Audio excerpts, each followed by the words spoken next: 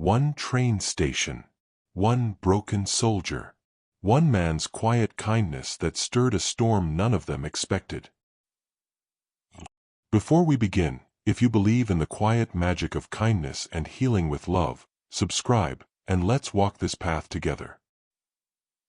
Snow drifted like falling ash, soft and steady, muffling the world around the small-town train station. The platform lights buzzed faintly overhead, casting golden circles on the frozen concrete. Everything else, trees, cars, tracks, was dipped in silence, a kind that settled in your chest like a held breath. Ben Calder stood with his gloved hands in his coat pockets, his breath fogging in front of him in rhythm with the small boy sitting beside him on the bench. Noah's boots dangled off the edge, swinging slightly, one hand holding a thermos of cocoa, the other clutched around his worn stuffed fox, its ear long since chewed away. "Is the train still coming?" the boy asked. Ben checked his watch, then the digital board above them. "Delayed again. Might be the snow." Noah looked down the long, empty stretch of track. "Trains get cold feet too?" Ben smiled, but said nothing. The wind stirred the snowbanks, sending a whisper across the tracks. He hadn't meant to bring Noah out in this weather, not this late, not on a school night. But Mrs. Green had no one else to pick her up, her knees couldn't handle the walk from the station, and her son was too drunk to remember she was even coming. So here they were. 2 hours into waiting, fingers stiff despite the thermos, and no sign of anyone arriving. Ben leaned back, stretched his shoulders, and almost missed her. She was there all at once, like a shadow the light finally remembered to cast. Slouched against the far end of the platform, half hidden in the blur of snow and distance, a duffel at her feet and a cigarette burning down to the filter. She wore a military coat that didn't quite fit, its buttons misaligned, and beneath it, combat boots laced to the knee, scuffed from long miles. Her face was raw from wind. Her hair tied back tight. Her eyes. He couldn't see her eyes, not yet. But he felt them. He nudged Noah gently. "Buddy, stay here. Just for a second." The boy nodded, lips red from cocoa. Ben crossed the platform, slow, non-threatening. The woman didn't move, didn't even seem surprised to see him coming. "You waiting on someone?" he asked. She flicked the cigarette into the snow. "No." Her voice was low, hoarse, like she hadn't spoken aloud in days. "Ride fall through. Wasn't expecting one." Ben glanced around. Train stations not exactly cozy this time of night. She didn't answer. Just looked at him, finally, and he saw it then. The bloodshot eyes. The exhaustion bone deep. A bruise along her jawline, old but yellowing. Not self-pity. Not even fear. Just a quiet readiness to be forgotten. "You headed anywhere in particular?" She shrugged. "Doesn't matter. Somewhere else." No name. No rank. No explanation. Just a girl in army boots, trying not to look like she needed help. Ben stood in silence for a beat. Snow collected gently on her shoulders, her duffel, her eyelashes. She didn't blink it away. "My truck's warm," he said quietly. "And my son's got extra marshmallows in his cocoa. You could ride back with us." Her eyes flicked to his, unreadable. "I'm not a stray," she muttered. "I know. I'm not a project. I know that too." She looked away. Her voice was thinner this time. "Why would you offer?" Ben looked toward Noah, who was now waving from the bench with the kind of wild enthusiasm only 5-year-olds could manage in below-freezing weather. Then back to her. "Because my kid thinks you're a story. And I don't want to tell him later that the ending got left out." She followed his gaze, and something small and silent shifted in her face. "Just to town," she said finally. "I don't stay places." Ben nodded once. "Fair enough." She picked up her bag. Didn't limp, but there was a stiffness to her right leg that didn't come from the cold. When they reached the truck, Noah beamed. "Hi." The soldier said nothing, just gave a small nod. She paused at the door, hand hesitating on the handle. Ben opened the passenger side. "He's harmless. Worst you'll get is a plastic dinosaur in your seat." She got in without a word. The cab filled with warmth and quiet. The heater wheezed. The radio played faint old country. Noah passed her his thermos. "You look like you're freezing," he said. She blinked at the offer. Took it. Sipped once. Noah grinned. "We made that cocoa together. But I added the secret ingredient." "What's that?" "Kindness," he said solemnly. She let out the smallest laugh. It caught in her throat like she wasn't used to the sound. Ben said nothing the whole ride home. Just glanced at her reflection in the rearview mirror once or twice. She leaned her head back, eyes half closed. Every time they passed under a street lamp, her profile flickered between shadow and light. When they reached the house, a weathered farmhouse at the edge of the woods, she hesitated before stepping out. Her hand hovered over the door handle like she expected someone to change their mind. "Place is old," Ben said, "but it stands in the wind." Inside, the smell of firewood and cinnamon hung thick in the air.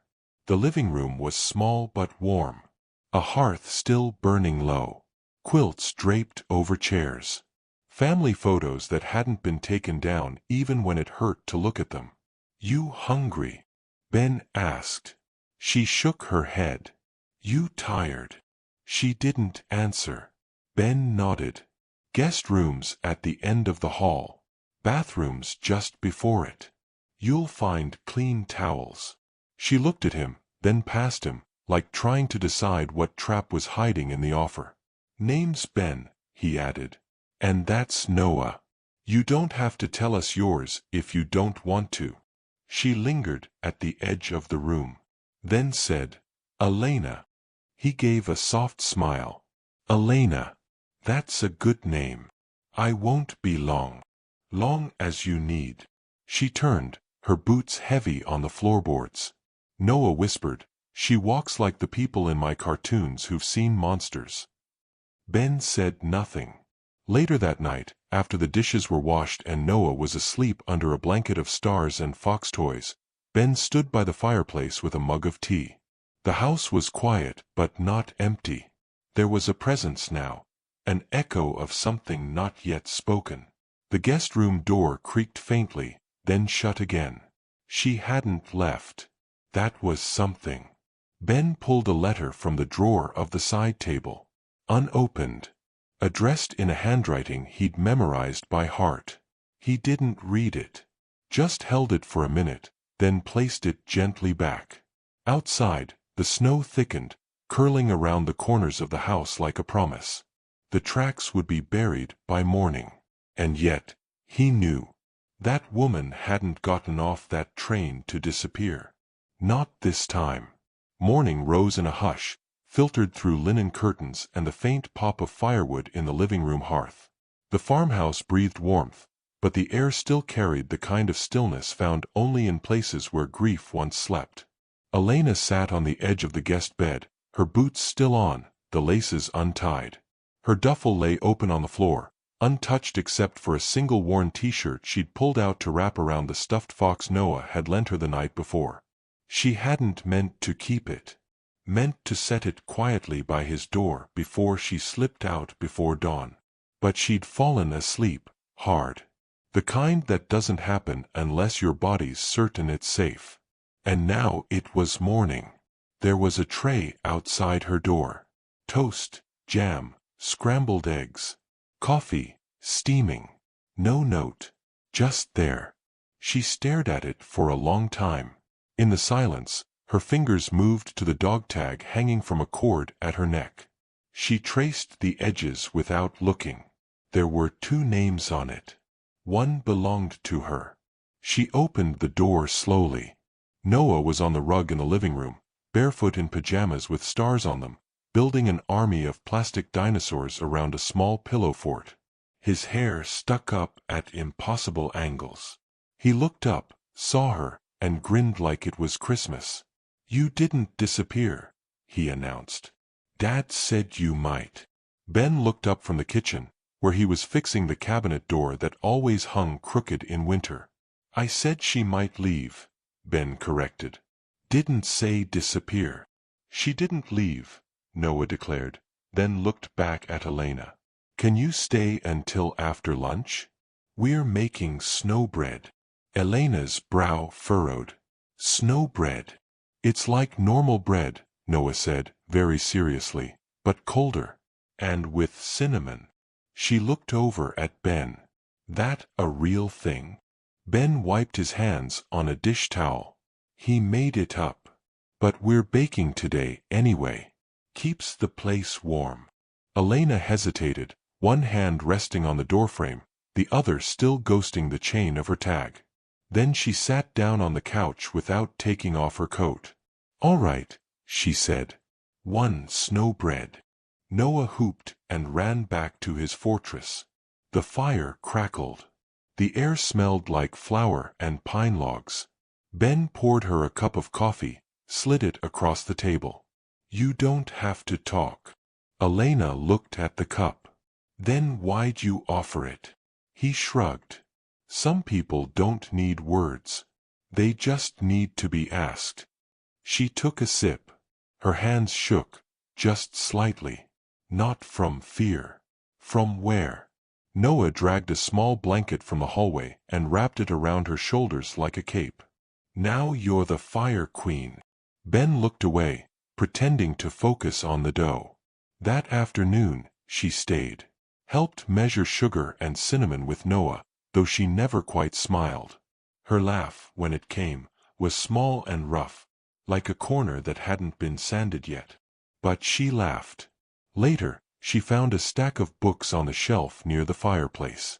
Dog-eared paperbacks, most of them war stories or westerns. But tucked in the middle was a small leather-bound journal. Inside were notes in neat block letters, each dated, each addressed to no one. She closed it quickly, feeling like she'd stumbled across something sacred. Ben saw her from across the room but didn't say anything. Just nodded once, like permission. By evening, the sky had gone pale and silver with fresh snow falling in delicate threads. Elena stood by the window, her coat finally off, sleeves rolled up. The fire threw a flickering warmth across her arms, tracing the faint scars there. She hadn't said what they were from. No one asked. "Dinner's ready," Ben said softly. "I shouldn't stay another night," she murmured. He didn't argue. Just said, "There's a storm coming. The plows won't reach the back roads until morning." She nodded slowly. One more night. They ate in silence. Elena took small bites, chewing slowly. She hadn't had warm food that wasn't from a plastic tray in months. After dinner, Noah brushed his teeth in exaggerated circles and padded back into the living room with a storybook. "Will you read tonight?" he asked her, standing in his socks. Elena blinked. "Me. Dad always falls asleep." Ben coughed into his tea. She took the book slowly, sat on the couch, and Noah curled up beside her, blanket up to his chin. She read softly, stumbling now and then over the words. It was a silly story about a rabbit who stole socks. Noah was asleep before the rabbit made it to the last drawer. She looked over at Ben. He trusts fast. He sees things other people miss. Elena looked down at the boy's small hand, resting over hers. He shouldn't. Ben didn't answer. Just rose, took the book, and tucked the blanket tighter around his son. Later, as the wind picked up outside and the windows rattled faintly in their frames, Elena found herself back in the guest room. She washed up, sat cross-legged on the bed, opened her duffel for the first time in weeks. Inside were only the barest things. A worn photo of a young man in uniform. Same smile as hers. A field journal with half the pages torn out. A crumpled letter with no envelope, creased and recreased like it had been read 100 times. She didn't open it, just held it to her chest. A knock came. Gentle. Ben's voice followed. "There's something out here for you." She opened the door. At her feet was a folded blanket, and next to it, the stuffed fox. No note, just a small, quiet offering. She took it, brought it inside, sat on the floor and hugged it close, her eyes closed tight. Sleep came, slow and deep. No nightmares, no alarms, just the wind and the occasional creak of a house that had been standing too long to be afraid of the storm. And then, sometime past midnight, she woke. Not from noise, from stillness. She rose, walked barefoot through the dark hallway. She passed a closed door, the room where Noah slept. Another, where Ben had fallen asleep reading in his chair again, book on his chest. She kept walking. Into the kitchen. Past the pantry. To the back door. There, hanging on a peg, was a jacket that didn't belong to her. It was worn, wool-lined. The sleeves too long. She slipped it on anyway. The wind outside was sharp, but she stepped onto the porch. Watched the snow fall across the field, quiet and infinite. She sat on the top step, knees tucked to her chest, fox in her lap. She hadn't planned on staying. Had told herself it was just for the warmth. Just for the night. But something in this place, this tired, well-worn house, held a shape her soul remembered before her body did. She whispered to no one, "I don't know what I'm doing." And the night whispered nothing back. But for the first time, she wasn't afraid of the silence. When she went back inside, she left her boots by the door. And in the morning, when Noah tiptoed to the guest room, the fox was waiting on his pillow, wrapped in the t-shirt she'd used as a cover, folded with care. But Elena was still there. And the coffee was already on. The days didn't announce themselves anymore.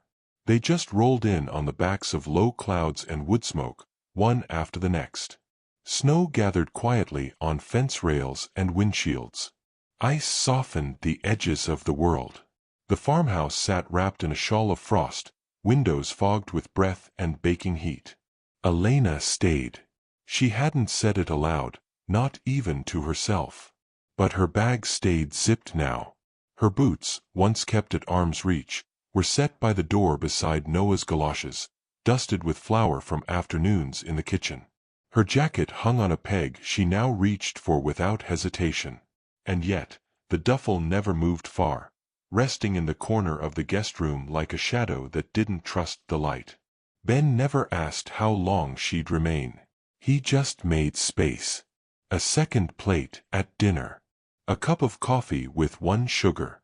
A stack of mail she might want to leaf through, even if she never did. It was the absence of pressure that let her settle in, one breath at a time. Some mornings, she'd find Noah asleep on the living room rug, half buried under toy soldiers and animal figurines. Other mornings, he was already outside with his hands in the snow, shouting commands to invisible battalions. She learned to listen for the silence in between, those still moments when a child's joy didn't need noise to exist. They developed routines. Elena chopped firewood with the same precision she used when assembling field rifles. Ben fixed things that didn't ask to be fixed, the sagging porch rail, the squeaky drawer, the stubborn hinge on the barn door. Sometimes they passed each other in silence, other times in shared glances and the occasional exchange that said everything by saying little.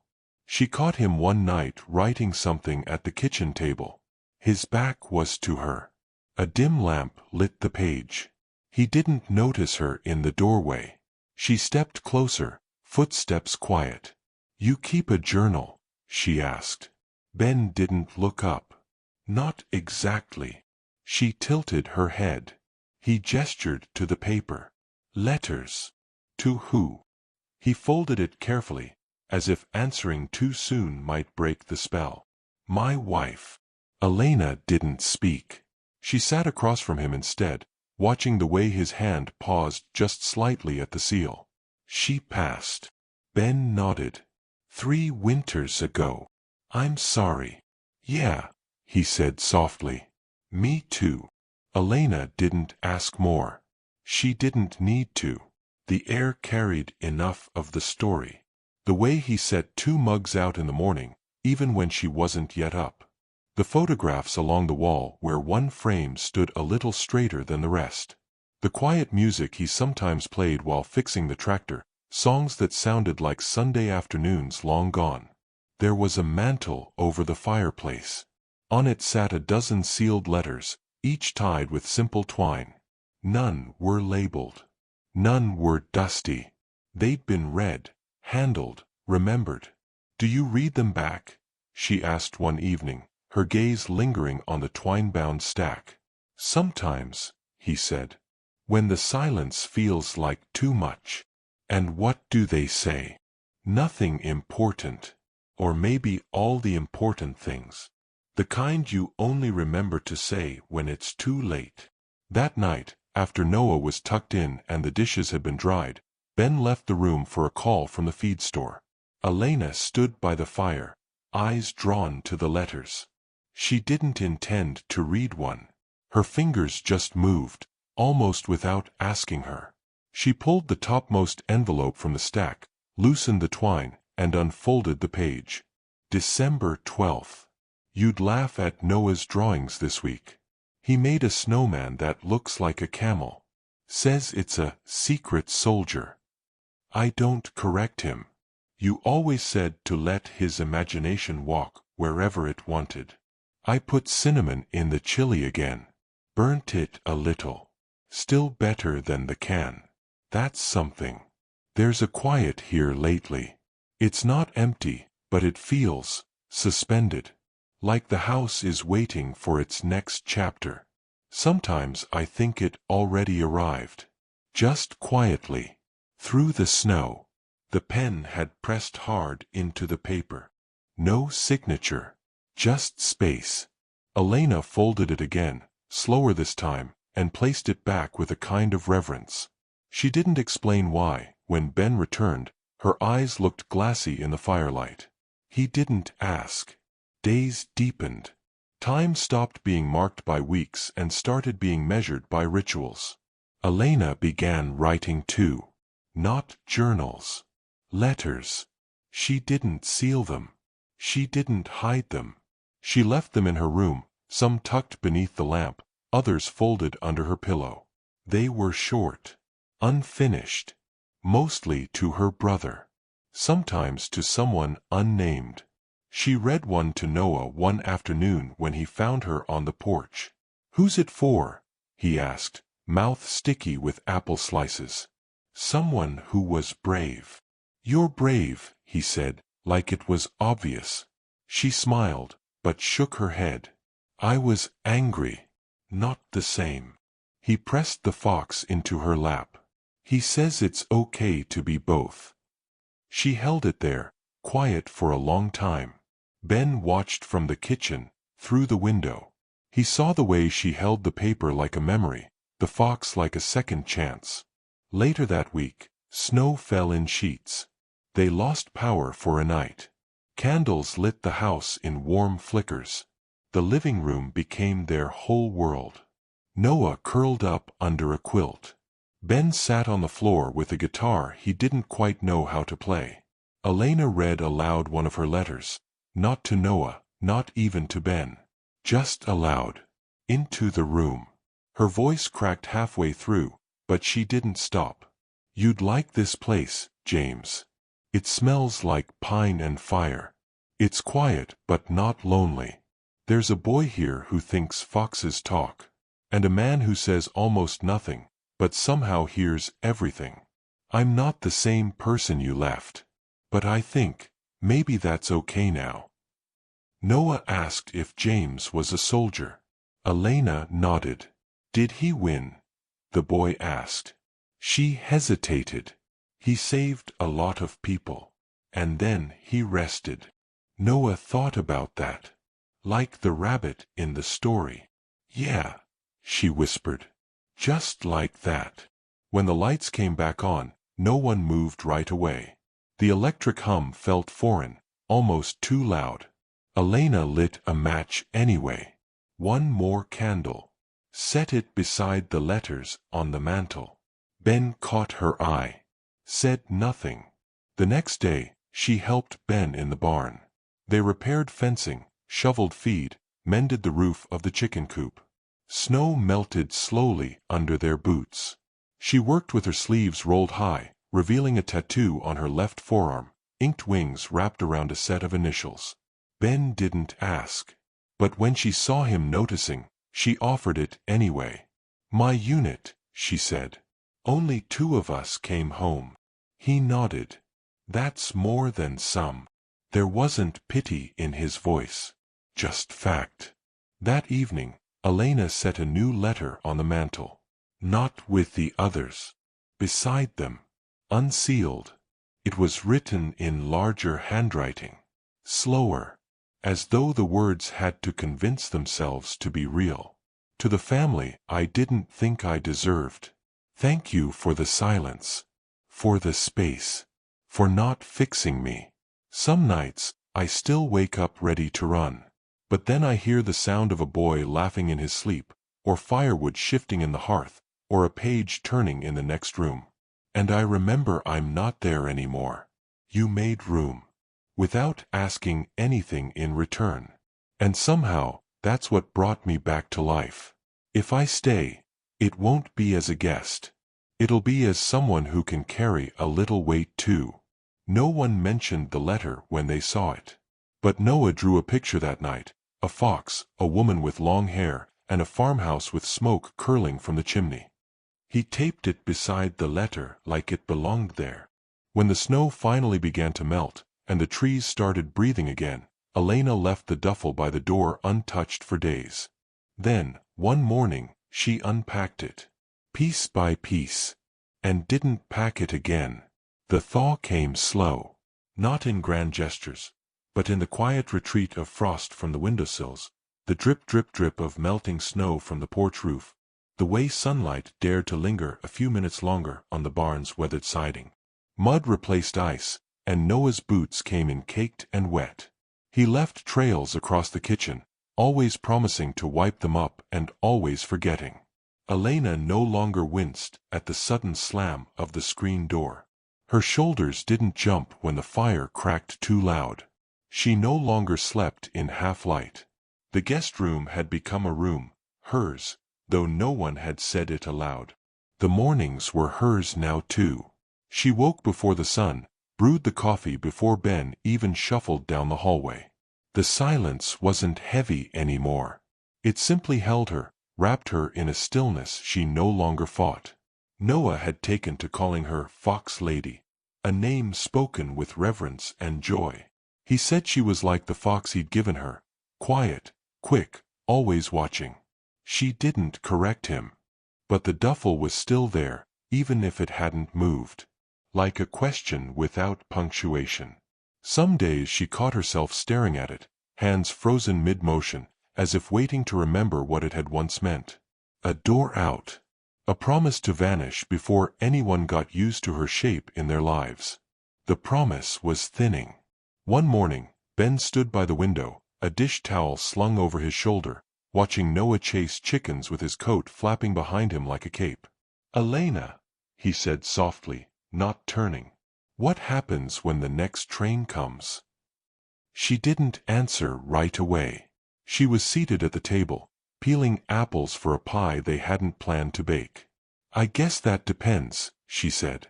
"On what?" She looked at the paring knife, its edge clean and sure. "On whether I'm still packed." Ben nodded. "You don't owe us anything." "I know," she said. Then quieter, "That's the hardest part." That afternoon, the mail came. A manila envelope, plain, addressed to her.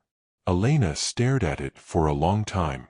Ben didn't ask, just passed it across the table and left her with it. She opened it in her room. Inside was an offer, contractual, impersonal. A position with a non-profit across the state working with returning vets. A way to use her skills. Housing included. Clean break. New start. It was everything she would have wanted a year ago. She folded the letter, slid it under the fox on her bedside table, and walked out to the porch. The sky was bruising into dusk.